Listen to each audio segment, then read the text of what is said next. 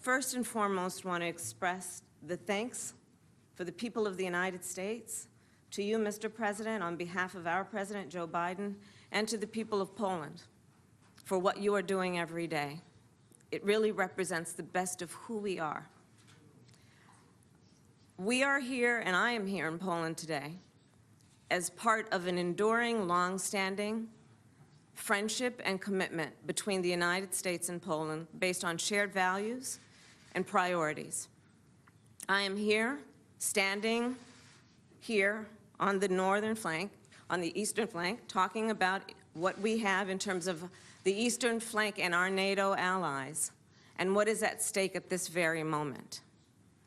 What is at stake this very moment are some of the guiding principles around the NATO alliance, and in particular, the issue and the importance of defending sovereignty and territorial integrity, in this case of Ukraine. As President Duda has described, we have been witnessing for weeks, and certainly just in the last 24 hours, atrocities of unimaginable proportion. A maternity hospital, a children's hospital, where we have witnessed pregnant women who were there for care, for one reason, being taken out because they required care because of an act of violence, unprovoked, unjustified. I am here in Poland as an expression of the enduring and important relationship between the United States and Poland that again has been long-standing, but in particular on the issue of Ukraine, is unified and is clear. We will do everything together, in partnership, in solidarity, to support what is necessary at this very moment in terms of the humanitarian and security needs of Ukraine and the Ukrainian people. Today we discussed, Mr. President, many issues that relate to our special bond also, because I will say as a point of personal privilege, we have a substantial Polish-American community in my hometown of Los Angeles, but throughout the United States, who understands the relationship that we have on many levels, including the diplomatic, but also cultural relationships that span generations. And so through all of that, and in the spirit of those relationships and our shared commitments, our shared commitment to the importance of international norms and rules, you and I discussed today many important topics, in particular as it relates to the eastern flank. And we talked specifically about what we care deeply about in terms of our commitment, the United States commitment to Article 5. I've said it many times, I will say it again. The United States commitment to Article 5 is ironclad. The United States is prepared to defend every inch of NATO territory. The United States takes seriously that an attack against one is an attack against all. We are here today to restate that commitment, but also to do what we must do to reinforce our support of Poland and our allies through the EU and NATO alliance. In particular, as it relates to troop deployment, we have recently deployed an additional 4,700 American troops to Poland. That's on top of the years of rotation of about 5,000 American troops in Poland.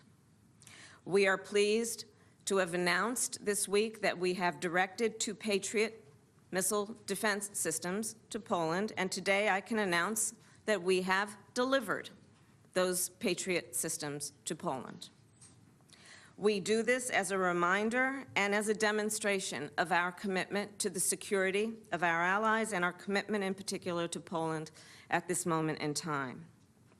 As it relates to the people of Ukraine, they have suffered immensely. When we talk about humanitarian aid, it is because, yes, the assistance is necessary, but what compels us also is the moral outrage that all civilized nations feel when we look at what is happening to innocent men, women, children, grandmothers, grandfathers,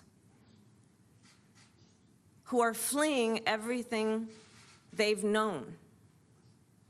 Our outrage, which compels not only our security assistance, but our humanitarian assistance, is rooted in the fact that also we support the people of Ukraine who have shown extraordinary courage and skill in their willingness and, yes, ability to fight against Putin's war and Russia's aggression. So today we are also announcing, in pursuit of what must happen, which is to provide humanitarian assistance, that we will give another $50 million, the United States will, through the UN's World Food Program, to assist with humanitarian aid. The President and I also talked about the fact that, as he mentioned, Poland has taken, in just a very short period of time, in excess of 1.5 million refugees in from Ukraine. And that has put an extraordinary burden on Poland and the people of Poland. And so we will continue with the support that we can give you, Mr. President, in terms of the work that you and the people of Poland have been doing to bear this burden, but in a way that really has been with such grace and such generosity. We also are pleased to have shared with the President what our United States Congress has done, which is there is a commitment now of $13.6 billion in humanitarian and security assistance that will be then distributed and shared with Ukraine and the people of this region and Europe. All again, understanding that this moment in time requires both a humanitarian response as well as security assistance. And today, I'm also pleased to say that we are in ongoing discussions with Poland and our allies about the effectiveness of sanctions thus far and going forward.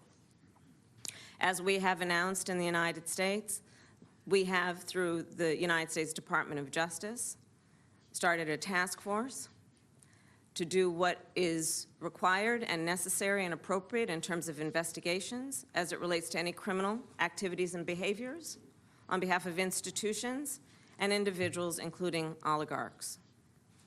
We talked, the President and I, about the effectiveness of the sanctions we've seen thus far in terms of the courage and the bold action that has been taken through the NATO alliance to do what is necessary to send a clear signal that there will be, as we promised, severe cost and consequence for Russia's aggression, to the point that we have now seen a free fall of the ruble, to the point that we have now seen that Russia's credit rating has been rated as junk, and what we know to be real economic consequence to Russia because of Putin's war.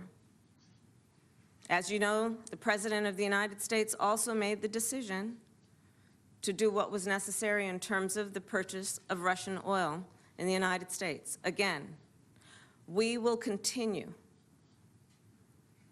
to focus on this issue, keeping in mind that this is a moment that requires severe and swift consequence for Russia's aggression against Ukraine. And I'll close by saying what we say every day for these last weeks, which is we stand with the people of Ukraine, that we admire their courage, and that we are aligned in our support of their sovereignty and territorial integrity. Thank you, Mr. President.